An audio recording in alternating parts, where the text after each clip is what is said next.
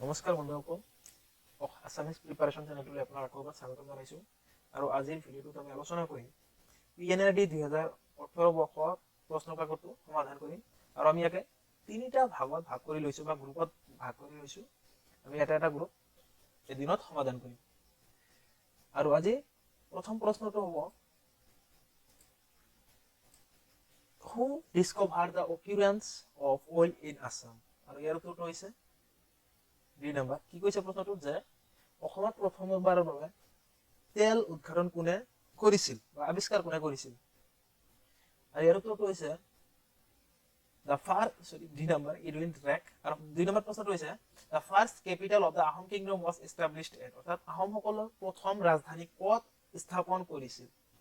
আৰু ইয়াৰ উত্তৰটো হৈছে চৰাইদেউ। প্ৰায়ে জানো, অৰ্থাৎ আহোমসকলৰ প্ৰথম ৰাজধানীটো আছিল চৰাইদেউ। নেক্সট প্ৰশ্নটো আছে ৰংঘৰ was established by বা built by, একেই কথা, অৰ্থাৎ ৰংঘৰখন কোনে নিৰ্মাণ কৰিছিল।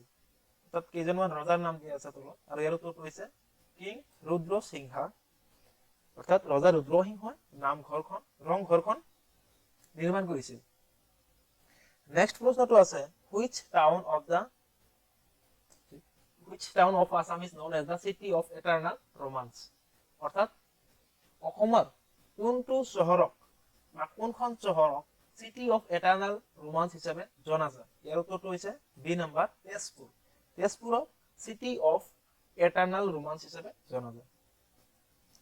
নেক্সট প্ৰশ্ন আছে the Assam day is celebrated on, অৰ্থাৎ অসম ডে বা অসম দিৱস কিমান তাৰিখত বা কিমান চনত চেলিব্ৰেট কৰা হয়। যিহেতু চন নহবই, গতিকে কিমান তাৰিখত চেলিব্ৰেট কৰা হয়। আৰু ইয়াৰ উত্তৰটো হৈছে এ নম্বৰ। আমি সকলোৱে জানো 2 ডিচেম্বৰ আছাম ডে বা অসম দিৱস বা চুকাফা দিৱস হিচাপে আমি জানো। গতিকে কেইটা হ'ল 6 নম্বৰৰ পৰা প্ৰশ্ন কেইটা হৈছে দ্য ট্ৰিটি অফ, অৰ্থাৎ চুক্তি of Yandabo sign between East India Company and which one of the following, অৰ্থাৎ ইয়াণ্ডাবু সন্ধিখন ইষ্ট ইণ্ডিয়া কোম্পানী আৰু তলৰ কোনজন ব্যক্তি বা কাৰ লগত কৰা হৈছিল। আৰু উত্তৰটো হৈছে কিং অফ বাৰ্মা, অৰ্থাৎ বৰ্মাৰ ৰজাজনৰ লগত ইয়াণ্ডাবু সন্ধি ইষ্ট ইণ্ডিয়া কোম্পানী আৰু বাৰ্মাৰ ৰজাজনৰ লগত হৈছিল। নেক্সট প্ৰশ্নটো আছে who was the first editor of the Assamese periodical magazine Jonaki, অৰ্থাৎ জোনাকীৰ প্ৰথমজন এডিটৰ বা সম্পাদক কোন আছিল। আৰু ইয়াৰ উত্তৰটো প্ৰায়ে জানো, চন্দ্ৰ কুমাৰ আগৰৱাল আছিল প্ৰথম সম্পাদক জোনাকীৰ। আৰু যিবিলাক প্ৰশ্ন আহিছিল ইয়াৰ আগৰবাৰ যিটো প্ৰশ্ন হৈছিল একে ধৰণৰে, বেছি হাৰ্ড নহয়, একদম ইজি প্ৰশ্ন আছিল। গতিকে এইবাৰ আপুনি যদি প্ৰিপাৰেশ্যন কৰি আছে অলপ ভালদৰে কৰক, আপুনি নিশ্চয় সফল হ'ব। নেক্সট প্ৰশ্নটো আছে who compiled and published the first Assamese dictionary in 1867, অৰ্থাৎ অসমীয়া ভাষাৰ প্ৰথমখন ডিকশ্যনাৰী যিটো 1867 চনত পাব্লিছ কৰা হৈছিল বা প্ৰকাশ কৰা হৈছিল। আৰু এই ব্যক্তিজন কোন আছিল যিজনে পাব্লিছ কৰিছিল বা প্ৰকাশ কৰিছিল। তেওঁ আছিল এজন মিছনাৰী। আৰু উত্তৰটো হৈছে মাইলছ ব্ৰাউনছন। তেওঁ আছিল এজন মিছনাৰী। নেক্সট প্ৰশ্নটো আছে which one of is the first modern Assamese play, first Assamese play কোনটো আছিল। ইয়াৰ উত্তৰটো হৈছে 2 নম্বৰ ৰামনৱমী। ৰামনৱমী আছে প্ৰথমটো। নেক্সট প্ৰশ্ন আছে which one of the following is considered as the first Assamese sonnet, অৰ্থাৎ তলত দিয়া বিলাকৰ ভিতৰত কোনটো প্ৰথম অসমীয়া সনেট হিচাপে আমি জানো। আৰু ইয়াৰ উত্তৰটো আমি প্ৰায়ে জানো। আৰু ইয়াৰ উত্তৰটো হৈছে প্ৰিয়তমাৰ চিঠি, যাক আমি প্ৰথম অসমীয়া সনেট কবিতা বা 14শাৰীয়া কবিতা হিচাপে আমি জানো। নেক্সট প্ৰশ্নটো আছে আমাৰ ইয়াতে which city is famous for rock garden, অৰ্থাৎ তলত দিয়া বিলাকৰ ভিতৰত কোনটো চহৰক ৰক গাৰ্ডেন বা শিলা বাগিচা হিচাপে জনা যায়। ইয়াৰ উত্তৰটো হ'ব চণ্ডীগড়। নেক্সট প্ৰশ্ন হৈছে জালিয়ানৱালা বাগ মাছাক্ৰে অফ 1919 occurred at, অৰ্থাৎ জালিয়ানৱালাবাগত যিটো নৰহত্যা হৈছিল এইটো কোনখন চহৰত হৈছিল বা কোনখন ঠাইত হৈছিল। ইয়াৰ উত্তৰটো হৈছে পঞ্জাৱৰ অমৃতসৰ বা অমৃতসৰ বুলি আমি জানো। আৰু কিমান চনত হৈছিল 1919 চনত। আৰু কোনে কৰিছিল, ব্ৰিটিছসকলে কৰিছিল। নেক্সট প্ৰশ্ন আছে why is India called a republic? ভাৰতবৰ্ষক কিয় গণৰাজ্য বা গণতন্ত্ৰ দেশ হিচাপে জনা যায়?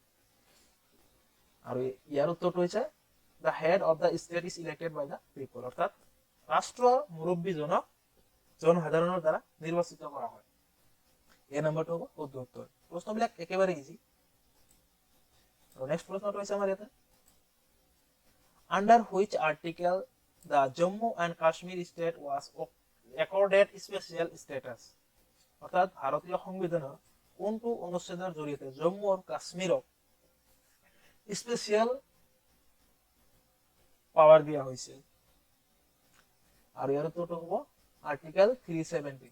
আমি প্ৰায় জানো, কিছুদিন আগতে ইয়াক লৈ এটা হুলস্থুল হৈ গৈছিল। নেক্সট প্ৰশ্নটো আছে present panchayat raj act of Assam is known as, অৰ্থাৎ বৰ্তমান সময়ত অসমত থকা পঞ্চায়ত ৰাজ যেটো আইন আছে এই আইনখনক আমি আন এটা নামেৰে কি নামেৰে জানো? এইটো হৈছে প্ৰশ্নটো। ইয়াৰ উত্তৰটো হ'ব D number Assam panchayat raj act 1994। Next প্ৰশ্ন আছে the SECC stand for, আৰু ইয়াৰ এটো কিহে নিৰ্ধাৰণ কৰে? আৰু ইয়াৰ উত্তৰটো হৈছে সোশিও ইকোনমিক কাস্ট সেন্সাস। তো হ'ব এ নাম্বাৰ শুদ্ধ উত্তৰ। অৰ্থাৎ ইয়াৰ সম্পূৰ্ণ ৰূপটো বুলি আমি ক'ব পাৰি যে SECC সম্পূৰ্ণ ৰূপটো কি? উত্তৰটো হৈ যাব socio economic caste census. Next প্ৰশ্ন আছে which of the following program are not implemented department in Assam, অর্থাৎ অসমত চলত দিয়া যিকেইটা আঁচনি দিয়া আছে আঁচনিবিলাকৰ কোনটো অসমত ইমপ্লিমেন্ট হোৱা নাই? ইয়াৰ উত্তৰটো হৈছে সি নাম্বাৰ PMGSY। নেক্সট প্ৰশ্নটো আছে which of the following organization or department is involved in developing and nurturing self-help groups in Assam? HHG ইয়াৰ সম্পূৰ্ণ ৰূপটো হৈছে self help group, S for self, H for help and G for groups। আৰু ইয়াৰ উত্তৰটো হৈছে তলত দিয়া আছে উত্তৰটো, ইয়াটো হৈছে ডি নাম্বাৰটো হৈছে শুদ্ধ উত্তৰ। এটো হৈছে শুদ্ধ সোশিয়াল ওয়েলফেয়াৰ ডিপাৰ্টমেন্ট। নেক্সট প্ৰশ্নটো আছে আমাৰ ইয়াতে which is not the key feature of MGN REGA, যেটো Mahatma Gandhi national rural employment guarantee act ইয়াৰ সম্পূৰ্ণ ৰূপটো হৈছে। আৰু তলবিয়া বিভাগ কোনটো এটা বৈশিষ্ট্য হয়? এৰ উত্তৰটো হ'ব self employment to be provided on completion of 100 days by the job card holder. D নম্বৰটো হ'ল শুদ্ধ উত্তৰ। নেক্সট প্ৰশ্ন আছে the minimum size of the house under PMAG, PMAYG অৰ্থাৎ PMAYG অন্তৰ্গত যিবিলাক ঘৰ নিৰ্মাণ কৰা হয় এইবিলাকৰ আকৃতি মিনিমাম কিমান হ'ব লাগিব? ন্যূনতম কিমান হ'ব লাগে? 25 মিটাৰ স্কয়াৰ মিটাৰ। নেক্সট প্ৰশ্নটো আছে আমাৰ ইয়াতে which one of the following is not required to make a self-help group eligible for financial assistance? আৰু ইয়াৰ উত্তৰটো হৈছে ডি নাম্বাৰ। নেক্সট প্ৰশ্ন আছে the Mahatma Gandhi national rural employment guarantee act came into force, কেতিয়া শক্তিশালী হৈছিল বা কেতিয়া কাৰ্যকৰী কৰা হৈছিল? ইয়াৰ উত্তৰটো হৈছে এ নাম্বাৰ 7 September 2015, 2005 ভুল হৈ গৈছে।